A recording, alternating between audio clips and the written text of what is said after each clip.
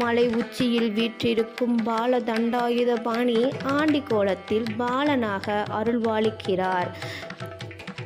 இங்கு இவருக்கு செய்யப்படும் ராஜ அலங்காரம் மிகவும் விசேஷமானதாகும்.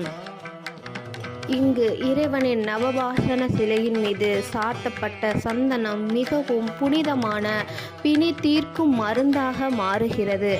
இங்கு அபிஷேகம் செய்த பஞ்சாமிர்தமும் விபூதியும் கூட நம்பினோரின் நோய்களை நீக்கி நன்மை செய்கிறது. இந்த ஆலயத்தில் காவடி எடுத்து நேர்த்திக்கடன் செலுத்துவது பிரசித்தி பெற்ற நிகழ்வாகும். போகர் முனிவருடன் அருணகிரிநாதர், நந்தி அடிகள், தேவராய சுவாமிகள், நக்கீரர் போன்ற எண்ணற்ற முனிவர்கள், சித்தர்கள் இங்கு வழிபட்டு பேறு பெற்றுள்ளனர் என்பது வரலாறு சிறப்பு மிக்க நிகழ்வு ஆகும். நவபாஷான என்பதுடைய